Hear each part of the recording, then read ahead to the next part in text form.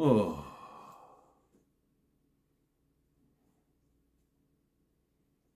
Mm.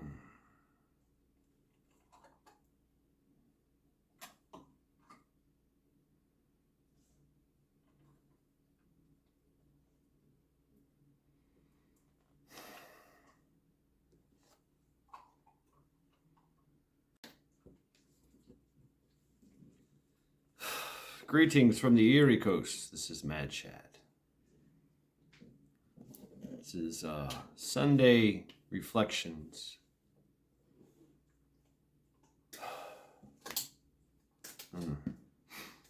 Oh, I hope everyone has had a great Sunday. That sound you hear is Charity destroying a rawhide. Yeah.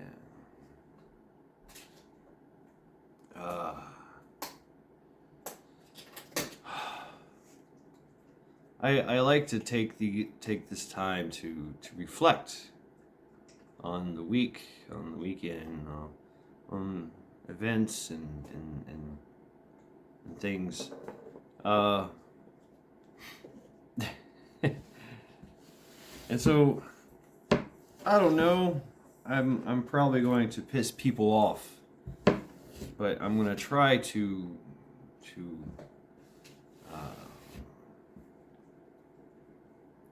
try to explain it as best as I can see fit with Sunday with a reflection type of mindset. Yeah, there's a lot of the thing about knowing a bunch of people. Yeah,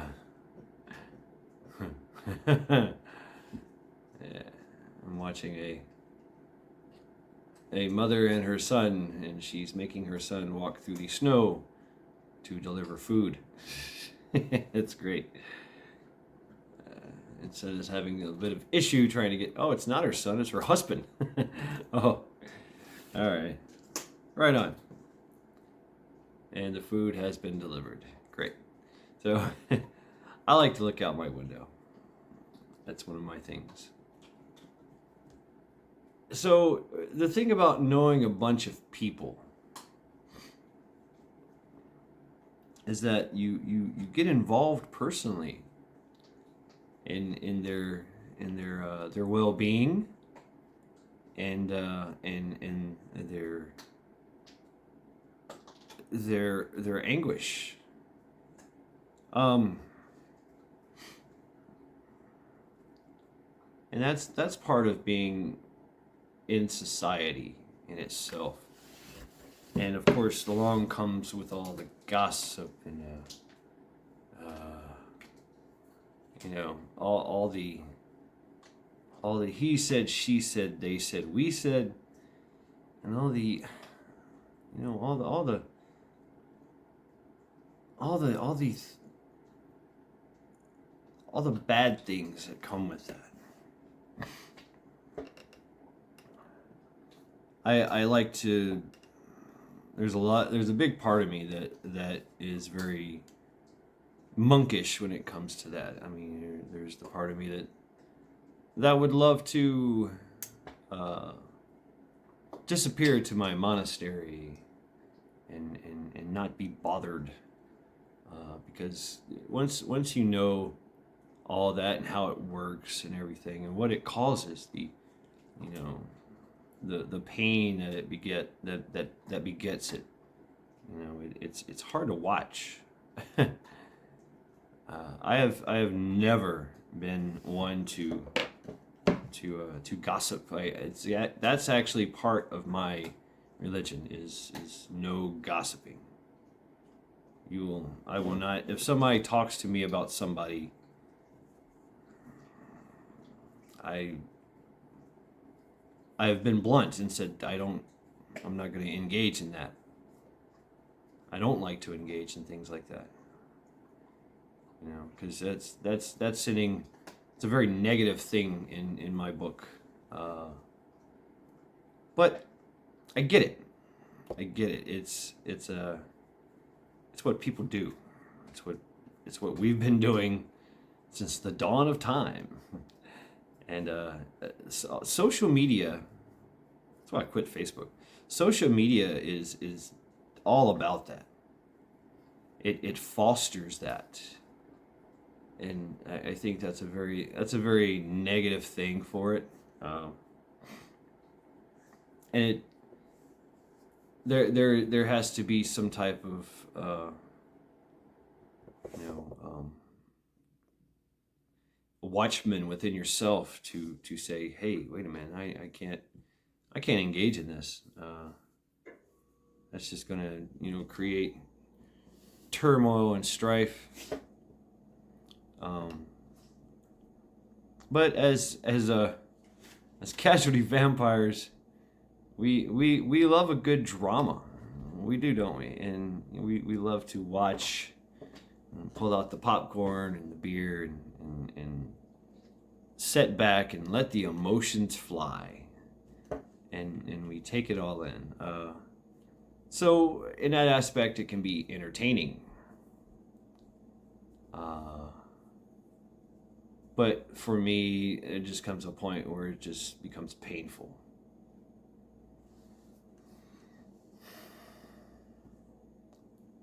I mean, I wish everyone well. I swing my axe around all the time. It's but it's to see the pain in people's eyes on all sides. I mean, and there's the two sides. Well, there's not just two sides. It's a many-sided thing, multifaceted. As I watch my dog intently stare out the window at another dog walking by, I'm reminded by that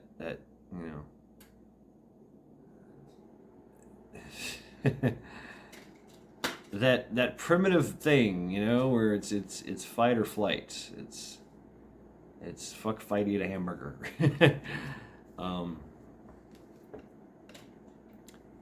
I would like to, see a world without all that. But we have a system of communication now that can lead to so much more than just, imparting information. And a lot of people like to, and this is, I mean, you see this growing up in school. What'd you say about my friend? You're fighting over somebody that you don't know, really, to tell you the truth. But you believe that they're being picked on or whatever. And so, alliances occur, and then you got the mean girl table that you can't sit with us, and you got the other table of the dweebs and the nerds, and it's just Charity, stand down. And one side would love to attack the other side. If you could see what people are thinking inside their heads, as they grab the fork and run over there and stab somebody in the eyeball. That's we talk about microaggressions and things of that nature. That's a very interesting concept, and it's violence. It's intent, and violence and intent.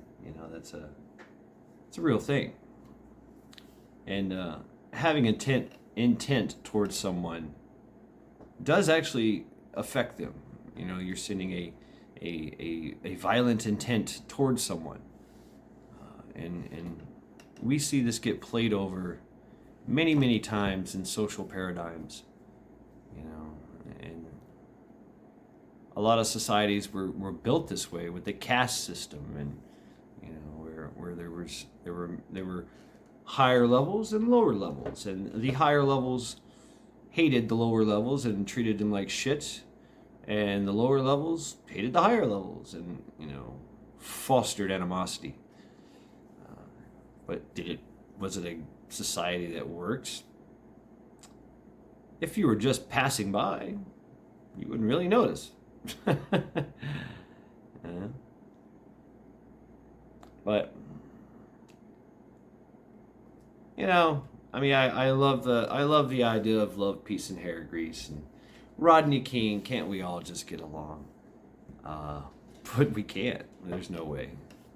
There's always going to be something said, something done that somebody hates, and it makes them feel a certain type of way.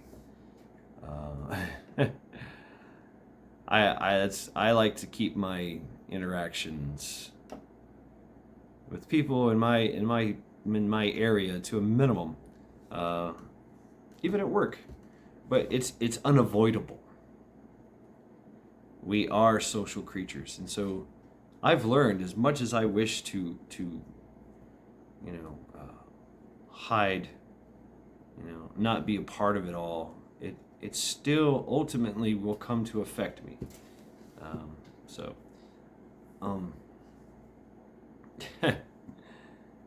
I just don't like seeing all the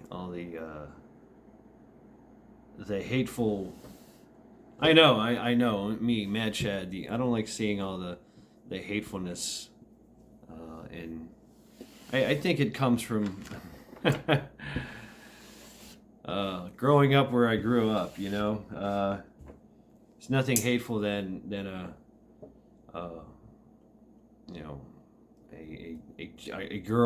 bunch of girls in junior high. Let's just be they will cut you deep. But after, ultimately you have to think it's just words. How can words harm? Well, they do, I guess. I like to think that I'm immune. And for the most part, I am. If someone's talking shit about me and dragging my name through the mud, then, I'm like, so what? I cannot change I cannot change them. I can't challenge them. I can't make them see it my way. Some people you just can't argue with, and some positions cannot be removed, or changed. So, no, Charity. No, Charity. Can't go outside and chase the dogs. No. So I have to think that the way I look at it is it's none of my business what other people think of me. It's really not. And all I can do is just carry on. Do my thing. I've never really had to, be nice to people, but I am. I'm very nice to people. I make it a point to be extremely nice to people, especially if they're going to be irate and everything. Of course, there's a line that can be crossed, of course. But for me, being me and knowing who I am, I know that it's best for me to just walk away. I mean, really, what do I have to prove? Is there pride involved? I've learned that pride is definitely a sin, especially in some type of encounter, in some kind of altercation. That's you want to get in a fight, then you insult somebody's pride. And that's been used throughout history. But for me, the best thing I can do is just walk away. What are they gonna do? Chase me down? Make me listen to them? Give a shit. And I can ignore them. I can just, I don't care. I mean, that's fine. You think that way about me? That's fine. And I could engage with them and argue, but what's the point if it's an insulting argument? Insulting arguments just lead to fights, physical fights, or high emotional, explosive outburst, and that could lead to a number of things. So, I would rather debate, and talk about an issue or something of that nature, and try to get my point across if people are willing to listen. But if it's just war, we have nothing to talk about. My side will not be heard, and whatever I say is going to be taken out of context. I've tried to reason with people as they're in this high emotional state. There's no reasoning with it. There is ways, to be persuasive, but that's, at the end of the day, that's just me being dominant, in that situation. Whereas I could just walk away. Now, in my jobs of the past, I had to take that dominant position, and what I found is that listening to people didn't really matter. It's what I wanted them to do, and so I made them do what I wanted them to do, i.e., get out, i.e., get on the ground, that kind of thing. So that's a little different when you're talking about negotiation and crisis intervention and diffusing a situation. There's ways you can do it. You can use shock and awe. You can use humor. I like humor. That has been known to work in my past from time to time. But once it goes past that point, it doesn't matter what you say. They're just looking for a reason, to come at you, and to continue on, and that just carries on and creates more suffering, But who am I to judge? We've all done this. It's part of who we are as human beings on this world, in this human condition, dealing with this society. And that doesn't matter. Whatever society you're in, there's always going to be somebody's going to always talk shit about somebody. And what's really a danger is that it is actually a dangerous thing in a lot of countries like China, where you have a social credit score. So you talking bad about somebody could actually get them put away or beheaded or worse, organs harvested. I don't know.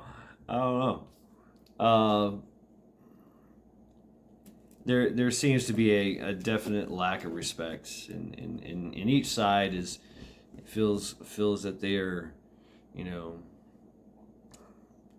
righteous in their justification, for their actions, but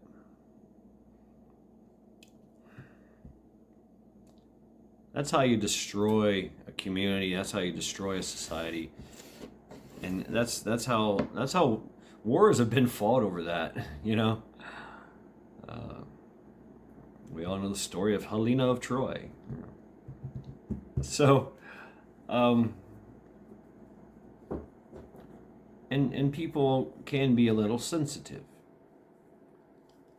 on, especially nowadays, and it appears that that might be a side effect of the lockdowns. Yeah, I really do believe that. Um,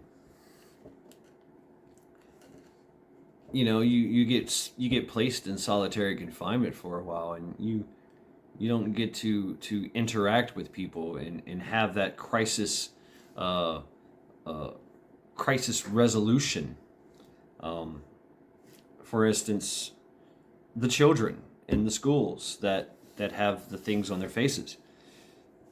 It is very important for them to be able to see a facial expression, to interact with people and have that crisis resolution. A crisis resolution. How do I deal with this person that's calling me a freaking poo poo head? You know, you eat duty and you pee like a dog and whatever. It's the childish insults that come. Yo mama. I mean, how do you deal with that? You know. Well, nowadays they would say, go to your safe space and cry. Have a good cry. Yeah. It's very, very mean and misogynistic and racist of them to do so. Okay. Or you can mentally engage with them in some mental gymnastics, and engage in some clever and wit and insult back in such a way that now you win and you've made them cry. Or you can laugh it off and carry on. Get mad, punch him in the face, punch him in the nose. We all know how a bloody nose feels. Huh? It hurts. This nose has been broken so many times. I don't know how it's still on my head, but get my point. It's that appears that this is also a microcosm and macrocosm. The world has had enough, and is willing to not be subjugated. Sorry, my dog is. Charity, stand down. Charity, no. Stand down. She don't care. Hackles her up. You really don't like this dog. Damn. See what I mean? It's if there was a way for her to get to this dog, she would fight it for no reason. No. Stand down. Be a good girl. Huh? No. Oh. I love you too. But no, you can't go kill the dog. We just can't do that kind of thing. Can't engage in such activities. It's socially unacceptable.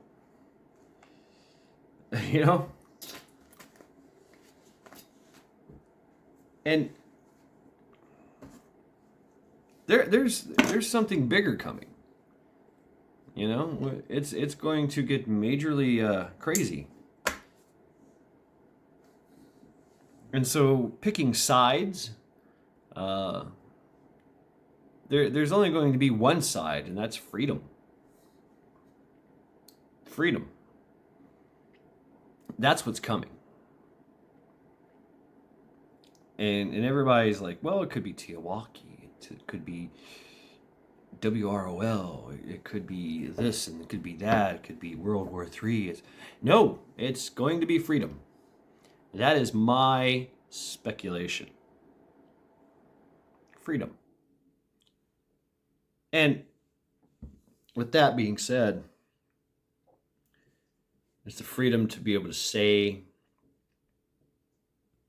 and do whatever you like without some totalitarian regime telling you what to do. And of course, anybody telling you what to do. you're always going to have people that tell you things and tell you what to do, and there's always going to be that. Your job, your boss, your family, your friends. You know, hey, I'm your friend, so I have to tell you this. You need to stop doing that. Okay. Take some advice, whatever. Listen to the advice. You don't have to take it, but my friends kind of realize it's probably not going to work much with me, but they understand. Sometimes it's a great idea, and I go, "Oh, okay, yeah, you're right, yeah." And I do it. I'm like, "Yeah, you're right. It's a great idea. Let's do it." Yeah, right. You're right. I shouldn't do that. So, and I've learned a lot that way, listening to folks, and especially when there's the he said, she said, they said, we said thing. I like to listen and try to get down to the nitty gritty. But we know that's just it's just a way of coming along and prolonging the suffering. And that's it. And it doesn't matter if you get angry, if you get sad, who's the victim, who's the aggressor. To hurt others, you must also hurt yourself. That I know full well. So I have to understand that if I reach out to hurt someone, it's ultimately going to hurt me as well. Some way, shape, or form. Even in fighting, if I get in a fight with somebody and we wrestle around on the concrete, even though I win, I'm going to have some very painful scrapes and bruises to deal with later. And I'm going to be cussing his name as I baby my boo-boos. The same can be said with a intention, letting out the intention. There has been times when I had such an intense intention to do harm to someone and never acted upon it, yet I could still see how it affected them. And I was like, wow, I really didn't intend for that to happen. We have these impulsive, kind of things where we just want to attack. That's the animal in us, and through lots and lots of breeding, that's been kind of taken out of us. Programming.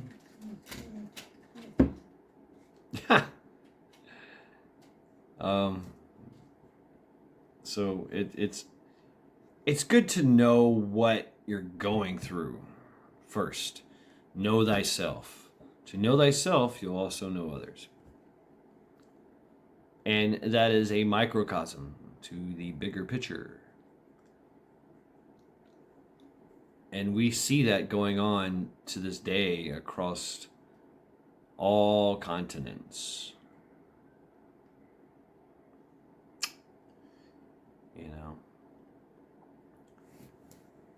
So, just a very interesting observation, very interesting reflection, of things.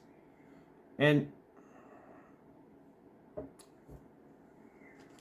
that's just the way it is. That's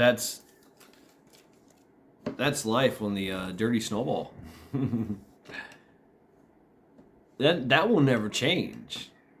Even if you go all the way full tilt fucking Gene Roddenberry Star Trek. I believe that's what they want. They want this utopian Gene Roddenberry Star Trek world where nobody works for money. They just work because they want to work. They work to contribute to the greater good. What does that work is anyway?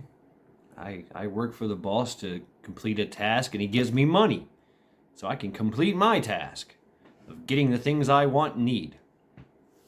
Capitalism works out pretty damn good. And if I want more money, I can either do more work or offer more goods and services. That's on me. But in their new system of world government, it's not going to work, because people are going to, if you're required to work, you're going to do as little as possible, because there's no incentive for you to complete your task. You're just going to sit there. Do something so you don't get beat. You don't get put into the salt mines.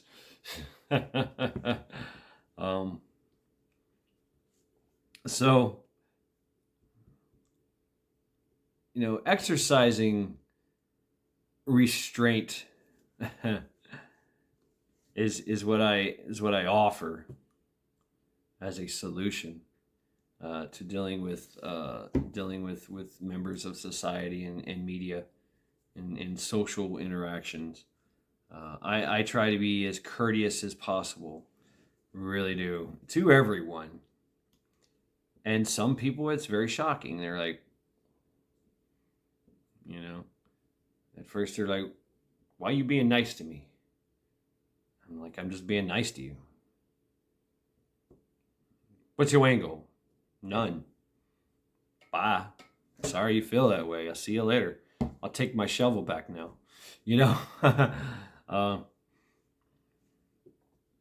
I'll shovel and then I'll be gone. Okay, how's that? So, or they're just like, wow, amazing. Random act of kindness, that kind of thing. That's a catchy thing. Being of service, but that's how I get around it. But interaction with people, of how he said, she said, they said, we said, I hear it here too. Everybody's talking about everybody. It's funny when a bunch of old ladies sitting in the hallway, strike up a conversation with you. How are you doing? How's your neighbor? The one that makes the banging noises in the middle of the night. Yeah. Like, what are you getting at? Who cares? Give a shit. I don't care if Dexter is living next to me and he's running a fucking meat shop. And that's his business. Stay the fuck over there, though. But keep that smell down over there. But you get my point. It really doesn't, affect most people either way. It's just, for me, it's just painful to see. Yeah, I don't know. Kind of reminds me of childhood memories. Oh man. And I've done that. I've been a part of that, where you gonna let him say that about your mama? Like, what? He really said that about my mama? Yeah, he said that about your mama. Yeah. All these people tell me, well, you ain't gonna do nothing about it? Oh, you're a pussy. Oh, you're a bitch. Oh, you ain't gonna do nothing. Oh, shit. And then they go over there and say I said something about his mama. They just wanted to see a fight. Oh, okay. And I'm fighting him.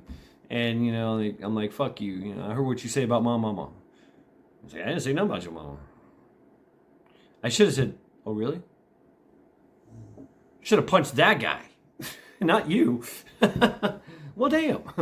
But no, we get wrapped up in it, And the emotions flare and reason goes out the window. It gets even worse when you drink. Oh man, yeah. I mean, and it's I've seen that too. You sitting in the bar, and I've had to break up a few fights. Some of them girl fights, and it was over somebody that was sitting over there at the bar that they said something about something on Facebook, on Instagram, to their friend, and they didn't like it, and a lot of butt hurtness came over it. And I'm just like, and they took it upon their selves to go over there and stand up for their friend and slap them and pull their hair, and next thing you know, there's a big old fucking cat fight going on. If you ever had to deal with a cat fight, it's not pretty. It's you walk away with a lot of scratches, you know. And you best watch your balls. They're gonna kick you. They're just like two cats stuck together. Kind of makes it easier because you can pull one and pull the other one. But it's vicious and cruel, and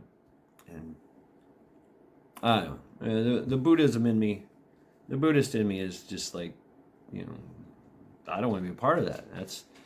That's the part of society I just do not like. But this is a social media thing, and so we have to navigate through it. You know, that's a thing, and we have to navigate through the permissible and non-permissible environments in that aspect. There, you know, if I go and file my grievances with a authority or something of that nature, I can't just start, you know, going off with the he said, she said, we said, they said. It's got to be a clear and present offense that's provable and something that has merit. So, yeah, in Viking culture or Norse culture, they had a thing. Yeah, they had a thing. It was called the Althing. It was the Althing. That's where the word "thing" comes from. And all thing. And as it says, as you can imagine, it's all things.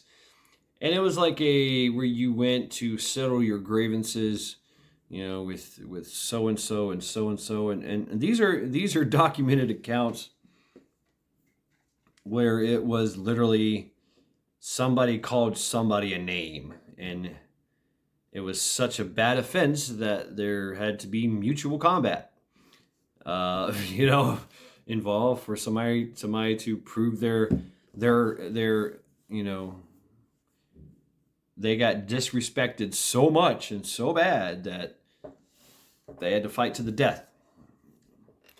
And that even carried over into, you know, into Europe. You know, mutual combat, judicial duels. You know, so and so said so and so. You know, and even husband and wives were fighting each other to the death. Even here in our country, you know, that's the famous duel between I can't think of their names, so I don't really want to say them, but it was early in our history, and the two men basically had such a strong view against each other. John Quincy Adams, does that sound familiar? Anyway, but it was soon after our government has been constituted after the revolution. These two gentlemen did the 10 paces and drew their pistols and turned and fired, and I think one went through his vest and the other one went through his collar, and they were like, okay, we're done. You know, it's kind of the end of all of that. Judicial duel. It was still carried on to that day, you know, where you dishonored someone's name by calling them a very bad thing. You know, usually it was some kind of you know, sexual, you know, like calling them a faggot, you know, gay, or accusing them of such a heinous act that was a curse against God, so that it would justify a duel. So if they really wanted to depopulate the world, they would just set up a freaking mutual combat arena where everybody could just go and just pick their weapons and duke it out, and when there would be a crew there to clean up and get rid of the bodies. You know how many people would die in the first hour? Wow. I mean, so that would be a, and of course it would be televised because we're all about, we're all casualty vampires, and that shit would sell, wouldn't it? I mean, imagine if this was real. So I know, I'm just getting kind of wild and crazy out there. And who's to say that this would be any different in Shift, in Tiawaki, in WROL?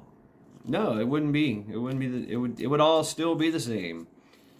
Even afterwards, and even after we've established the new system of government and governance and whatnot, what have you, and it would still be the same. It would still be there. Even the most pious of religious institutions deal with this. The Vatican, the Pope, and all the cardinals, and all, they deal with this on a daily basis. The nuns and the monasteries and the missionaries. It's something they have to deal with, and something that they've dealt with all their life, all their existence. And it's just a very interesting. It's a well-known fact that as a human, as a sentient being in the human condition, that this still is a thing.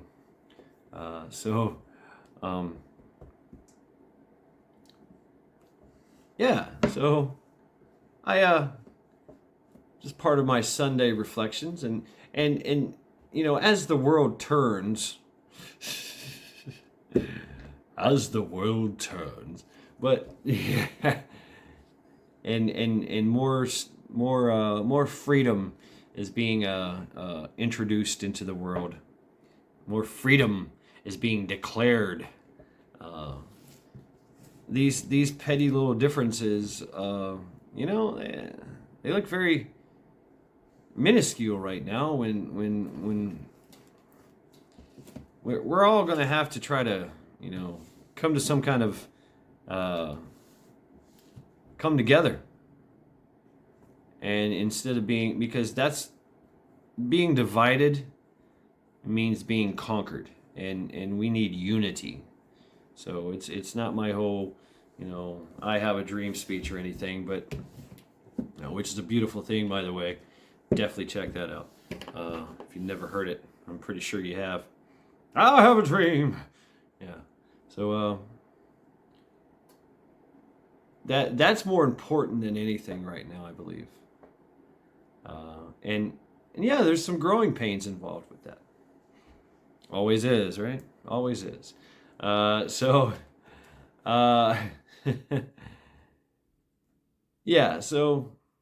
I'm gonna leave it at that. With my reflections, Sunday reflections.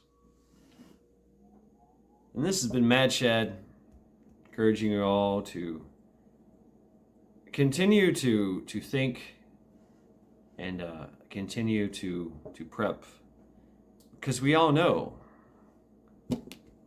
it's a free world.